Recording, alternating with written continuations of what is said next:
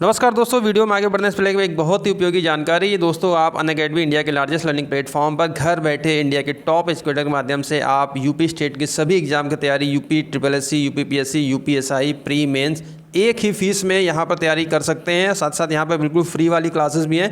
पहले आप फ्री वाली क्लासेस का एक्सपीरियंस लीजिए, आपको लगता है कि हमारे लिए उपयोगी है तो आप पेड क्लासेस भी ले सकते हैं, जहाँ पर ये रेफरल कोड है दीपक लाइव, जिसका एंटर करने पर आपको 10% का डिस्काउंट मिलेगा। ज़्यादा जानकारी के लिए वीडियो डिस्क्रिप्शन बॉक्स में चेक करें, वहाँ पर मेरी प्रोफाइल का लिंक है, जहाँ पर मेरी फ्री वाली क्लासेस भी हैं। क्लासेस जरूर देखिए। चलिए आज की वीडियो में आगे बढ़ते हैं। दोस्तों, UPSI में देखिए बम्पर भर्ती करीब 6130 पदों पर देखिए भर्ती होनी है, और जिसका विज्ञापन अगस्त लास्ट या सितंबर में आएगा, और परीक्षा जो प्रस्तावित है दिसंबर में परीक्षा इसकी प्रस्तावित है। और इसके सिलेबस को लेकर देखिए यहाँ पर जो मूल विधि संविधान है, एक जो नया भाग है आप सभी छात्रों के लिए, GK, हिंदी और अगर मैथ रीजनिंग की बात करें तो यहाँ पर आप लोग तो परिचित हैं, लेकिन मूल विधि में जो भी आपके लीगल्स जो भी क्वेश्चंस होते हैं वे कैसे बनते हैं। और करीब हमारा टारगेट रहेगा कि ये जो श्रृंखला पूरी है मूल विधि संविधान की, करीब 1000 महत्वपूर्ण प्रश्नों को हम यहाँ पर टारगेट करेंगे। ये पहला पार्ट है और डेली आप लोग को यहाँ पर प्रैक्टिस कराई जाएगी। साथ साथ हिंदी की बात करते हैं, GK के वीडियोस भी आप लोग को मिलेंगे। तो आज देखिए पहला प्रश्न यहाँ पर देखते हैं, भारतीय दंड संहिता प्रवृत्त हुई थी। प्रवृत्त मतलब एक्शन में कब आई, लागू कब हुई। तो दोस्तों देखिए, भारतीय दंड संहिता 1860 में अधिनियमित किया गया था, और यह 1 जनवरी 1862 से ये प्रवृत्त हुई थी, मतलब लागू की गई, एक्शन में लाई गई। चलिए दूसरा प्रश्न यहाँ पर देखते हैं। इसमें देखिए गलत उत्तर क्या है। सामान्य रूप में एक व्यक्ति किसी अपराध में निम्नलिखित रूप से भागीदार हो सकता है। चलिए विचार करते हैं। यहाँ पर कोई व्यक्ति है किसी अपराध में भागीदार हो सकता है कब? जब वह स्वयं अपराध करता है, जब वह अपराध करने में भाग लेता है, जब वह घटना स्थल पर उपस्थित होता है, या जब वह किसी अन्य व्यक्ति को अपराध कारित करने में अपना अभिकर्ता या एजेंट बनाता है या प्रेरित करता है। ठीक है, तो यहाँ पर देखिए कोई व्यक्ति अगर वह घटना स्थल पर उपस्थित है तो वह अपराध में भागीदारी नहीं माना जाएगा। ठीक है, तो यहाँ पर आपसे क्या प्रश्न पूछ रहा है, समान रूप में एक व्यक्ति किसी अपराध में निम्नलिखित रूप से भागीदार हो सकता है। तो ये वाला ऑप्शन यहाँ पर देखिए गलत है, यानी कि ऐसा नहीं है। तो ये आपका ऑप्शन नंबर C करेक्ट हो जाएगा। भारतीय दंड प्रक्रिया संहिता का अध्याय 4 संबंधित है। तो दोस्तों देखिए, भारतीय दंड संहिता का जो अध्याय 4, और ये आप देख सकते हैं 2014 में प्रश्न आया हुआ है। भारतीय दंड संहिता का दोस्तों अध्याय 4 जो संबंधित है वह है आपका साधारण अपवाद। किससे है भाई? साधारण अपवाद से है। और धारा 76 से लेकर धारा 106 तक, धारा 76 से लेकर धारा 106 तक ये साधारण अपवाद के रूप में यहाँ पर आते हैं। चलिए अगला प्रश्न देखते हैं। भारतीय दंड संहिता 1860 में न समझ गुड़िया को आपराधिक दायित्व से छूट निम्न किस धारा में प्राप्त है? तो दोस्तों न समझ गुड़िया अगर हम यहाँ पर देखें तो ऐसे बच्चे जो 7 वर्ष से जो कम है उनको क्या है, आपराधिक दायित्व से छूट मिली गई है। और यह क्या है आपका धारा 82 है। कितना है भाई? धारा 82 है, जिसमें 7 वर्ष से कम के बच्चे आयु के बच्चों को ये छूट मिली है। अगला प्रश्न दोस्तों यहाँ पर देखिए, प्रश्न संख्या 5 है। टोटल 25 प्रश्न है और डेली हम आपके यहाँ पर प्रैक्टिस कराते रहेंगे।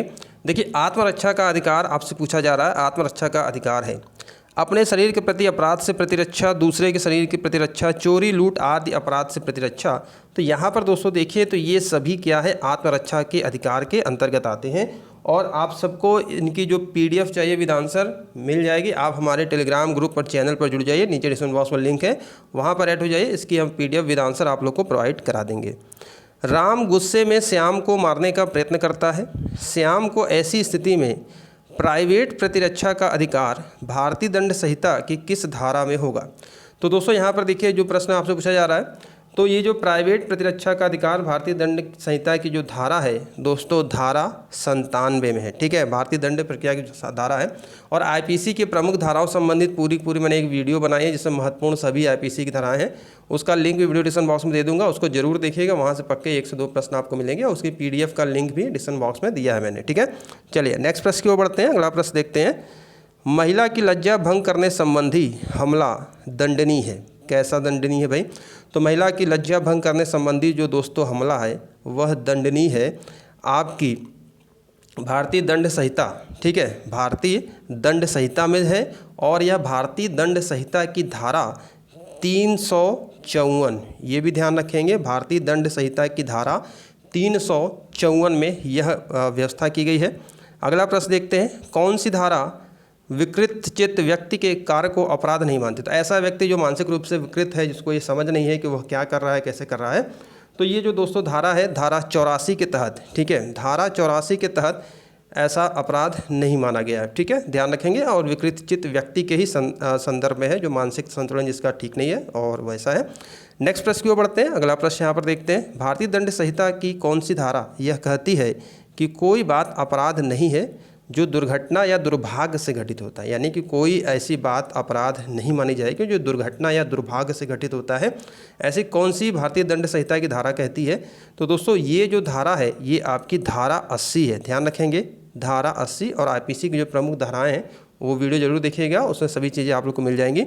नेक्स्ट प्रश्न की ओर बढ़ते हैं। दंड प्रक्रिया संहिता की धारा 107, 116 के अधीन कार्रवाई की रिपोर्ट किसके समक्ष प्रस्तुत की जाती है? तो दोस्तों दंड प्रक्रिया संहिता की धारा 107, 116 के अधीन जो रिपोर्ट प्रस्तुत की जाती है वह प्रस्तुत की जाती है कार्यपालक मजिस्ट्रेट के समक्ष। ऑप्शन नंबर यहाँ पर क्या है?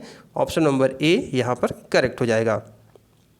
थाना पुलिस निम्नांकित में से किसकी आशंका होने पर दंड प्रक्रिया संहिता की धारा 107-16 की कार्रवाई करती है? तो दोस्तों ये जो है 107-16 की जो कार्रवाई होती है, इसकी आशंका किसकी रहती है? शांति भंग की, ठीक है। ऑप्शन नंबर डी यहाँ पर करेक्ट हो जाएगा। अगला प्रश्न देखते हैं। राष्ट्रीय अनुसूचित जाति आयोग की परिभाषा अधिनियम की धारा 2 में दी गई है, इसके अनुसार राष्ट्रीय अनुसूचित जाति आयोग से अभिप्राय क्या है? ठीक है, तो आपका यहाँ से भी प्रश्न आएगा, जो भी टॉपिक है सबको हम कवर कराते चलेंगे। तो अनुच्छेद 338 में दिया गया आयोग, जो संविधान के अनुच्छेद 338 में है, इसके अंतर्गत ये है आपका राष्ट्रीय अनुसूचित जाति आयोग से, ठीक है, इसका जो प्रावधान किया गया है। राज्य मानव अधिकार आयोग के अध्यक्ष का कार्यकाल कितने समय का होता है? तो दोस्तों राज्य मानवाधिकार आयोग के जो अध्यक्ष का जो कार्यकाल होता है वह दोस्तों 5 वर्ष या 70 वर्ष की आयु तक, ठीक है, ध्यान रखेंगे, 5 वर्ष या 70 वर्ष की आयु तक। और दोस्तों इसके जो अध्यक्ष होते हैं वह उच्च न्यायालय के रिटायर्ड जज होते हैं। और अभी वर्तमान में देखें तो उत्तर प्रदेश राज्य मानवाधिकार आयोग के जो अध्यक्ष हैं न्यायमूर्ति एस रफत आलम जी हैं, इनके नाम से भी प्रश्न बन सकता है, ध्यान रखेंगे। अगला प्रश्न देखते हैं। मानव अधिकार संरक्षण अधिनियम धारा 2 में लोक सेवक को परिभाषित किया गया है, इसके अनुसार लोक सेवक से तात्पर्य क्या है? ठीक है, तो दोस्तों यहाँ पर देखिए ये प्रश्न है, इसके अनुसार अगर हम देखें तो जो लोक सेवक है इसमें आपका जो सही है धारा 21 में, ठीक है, धारा 21 में दिया गया लोक सेवक, तो आपका ये ऑप्शन नंबर ए करेक्ट होगा। भारतीय दंड संहिता की धारा 21 में दिया गया लोक सेवक है, ये लोक सेवक से तात्पर्य है और इसकी धारा 21 में इसका वर्णन किया गया है।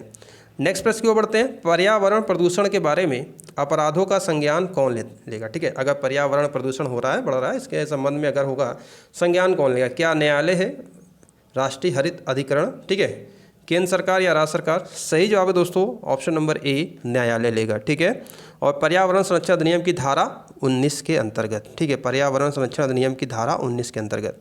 नेक्स्ट प्रश्न की ओर बढ़ते हैं।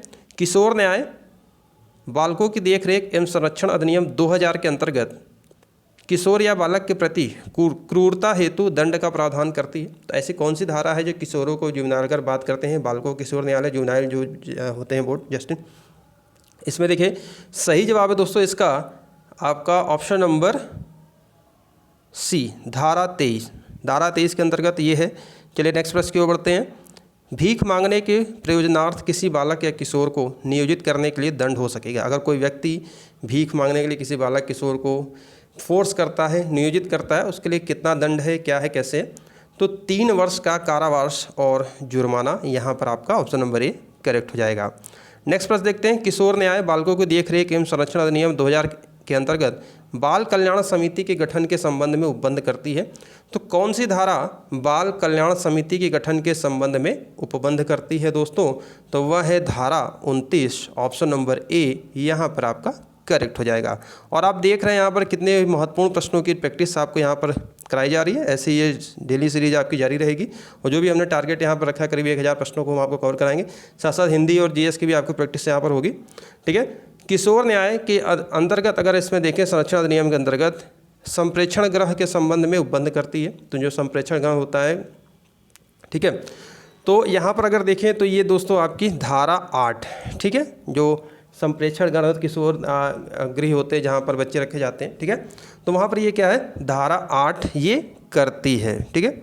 नेक्स्ट प्रश्न की ओर बढ़ते हैं। किसी ड्राइवर से एक दिन में अधिकतम कितने घंटे का कार्य लिया जा सकता है? तो मोटर वाहन अधिनियम के अंतर्गत भी आपसे प्रश्न आएंगे। और कोई ड्राइवर उससे दोस्तों एक दिन में अधिकतम 8 घंटे से ज़्यादा कार नहीं लिया जा सकता। तो यानी क्या है, 8 घंटे ही उसका वर्किंग आवर होगा। ठीक है, चलिए नेक्स्ट प्रश्न की ओर बढ़ते हैं। अगला प्रश्न यहाँ पर देखते हैं, प्रश्न संख्या 21 है, मोटर वाहन अधिनियम के अंतर्गत नियम बनाने का अधिकार किसके पास है? तो दोस्तों मोटर वाहन अधिनियम के अंतर्गत अगर हम नियम देखें तो केंद्र और राज्य सरकार दोनों को है। धारा 64 के अंतर्गत केंद्र बनाती है और धारा 65 के अंदर राज्यों को भी अधिकार दिया गया क्योंकि उसमें अपना भी वो ये बनाए। तो यानी कि यहाँ पर आपका ऑप्शन नंबर सी करेक्ट है। मोटर वाहन अधिनियम के तहत निवास स्थान या व्यापार स्थान परिवर्तित करने पर मोटर वाहन के स्वामी द्वारा पंजीकरण कार्यालय को सूचित किया जाना चाहिए। तो दोस्तों अगर आपका निवास स्थान या व्यापार स्थान आप परिवर्तित करते हैं तो जो रजिस्ट्रेशन ऑफिस है, आरटीओ ऑफिस अगर बात करते हैं, पंजीकरण कार्यालय को 30 दिन के भीतर है। कितने दिन के भीतर भाई? 30 दिन के भीतर। और धारा 49 ठीक है यह प्रावधान करती है। चलिए 23 देखते हैं, मोटर वाहन अधिनियम में लाइसेंस नवीनीकरण होता है। तो दोस्तों मोटर वाहन अधिनियम में जो आपका लाइसेंस है उसका रिन्यूअल किस धारा के अंतर्गत किया जाता है? सही जवाब है दोस्तों धारा 15, ऑप्शन नंबर ए यहाँ पर करेक्ट है। 24 देखते हैं, संयुक्त राष्ट्र मानवाधिकार आयोग का मुख्यालय कहाँ स्थित है? तो मानवाधिकार आयोग से प्रश्न आपके बनेंगे। और संयुक्त राष्ट्र मानवाधिकार आयोग का दोस्तों अगर हम मुख्यालय की बात करें तो ये आपका कहाँ पर है भाई? जिनेवा में है, ऑप्शन नंबर डी है। चलिए आज का लास्ट प्रश्न देखते हैं, 25वां प्रश्न। डेली आपको यहाँ पर ऐसे प्रश्न पेश कराते रहेंगे। और 2011 में आया हुआ प्रश्न देखिए, सूचना का अधिकार अधिनियम 2005 का उद्देश्य क्या है दोस्तों? ऑप्शन देखिए, सूचना की पहुँच अधिक प्रभावी हो, सूचना की पहुँच आसान और विशद हो, नागरिकों को समान हितों से जुड़े मानकों में सूचना प्राप्त हो। तो यहाँ पर देख सकते हैं कि ये सभी यहाँ पर क्या है दोस्तों, ये सभी आपके क्या है? सूचना के अधिकार अधिनियम 2005 का उद्देश्य है। तो ये था दोस्तों आज का पार्ट 1। और डेली आपको यहाँ पर वीडियोस मिलती रहेगी। चैनल पर नए हैं तो चैनल जरूर सब्सक्राइब करिए, हमारे टेलीग्राम ग्रुप से जुड़ जाइए, PDF आपको वहाँ प्रोवाइड करा दी जाएगी। और किसी क्वेश्चन में कोई संदेह हो तो नीचे जरूर कमेंट बॉक्स में कमेंट करिएगा। आपका सुझाव हमारे लिए बहुत ही ज़रूरी होता है, फीडबैक आपका हमारे लिए आवश्यक है। और चैनल सब्सक्राइब करना मत भूलिएगा, डेली आपको यहाँ प्रैक्टिस कराई जाती है। तो अभी के लिए इतना ही, मिलते हैं नेक्स्ट वीडियो में। Thank you.